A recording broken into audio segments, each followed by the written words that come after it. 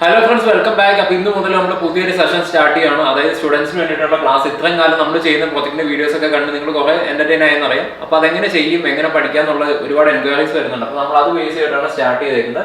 അപ്പോൾ നമ്മൾ നോക്കാൻ പോകുന്ന ഫീൽഡ്സ് എന്ന് പറയുന്നത് robotics, IoT, embedded system, automation, ഇങ്ങനെ പല ഫീൽഡ് നോക്കുന്നുണ്ട്.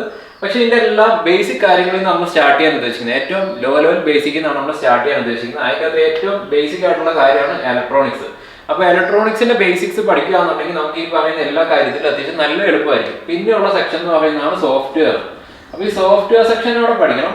സോഫ്റ്റ്വെയറിനകത്ത് നമുക്ക് കോഡിംഗ് ലാംഗ്വേജ് കാര്യങ്ങൾ വരുന്നുണ്ട്, പിന്നെ ഹാർഡ്വെയറും കൂടി വരുന്നുണ്ട്. Hardware section. അപ്പോൾ ഈ സോഫ്റ്റ്വെയറും ഹാർഡ്വെയറോടെ മിക്സ് ചെയ്യുമ്പോഴാണ് നമുക്ക് ഈ പറയുന്ന റോബോട്ടിക്സ് അല്ലെങ്കിൽ ഈ പറയുന്ന എല്ലാ ഫീൽഡിലേക്കും ആക്സസ് കിട്ടുന്നത്.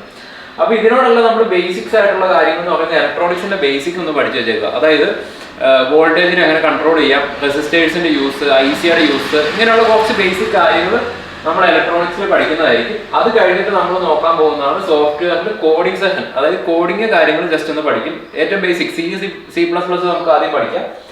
അത് കഴിഞ്ഞിട്ട് നമുക്ക് ഇവിടുന്ന് നേരെ ഹാർഡ്വെയർ സെക്ഷനിലേക്ക് വരാം. ഹാർഡ്വെയറിൻ്റെ അകത്ത് നമുക്ക് ചെറിയ മൈക്രോ കൺട്രോളേഴ്സ് അല്ലെങ്കിൽ ആർഡിനോ ബോർഡ്, AVR പിക്ക്, ഇത് ഏതെങ്കിലും ഒക്കെ വെച്ചിട്ട് നമുക്ക് ചെറിയ ചെറിയ പ്രൊജക്റ്റ് കാര്യങ്ങളൊക്കെ ചെയ്ത് അവിടുന്ന് നേരെ നമുക്ക് ഈ പറയുന്ന robotics, IoT, embedded system, automation, ഇങ്ങനെ ഓരോരോ ഫീൽഡിലേക്ക് വരാൻ പറ്റും.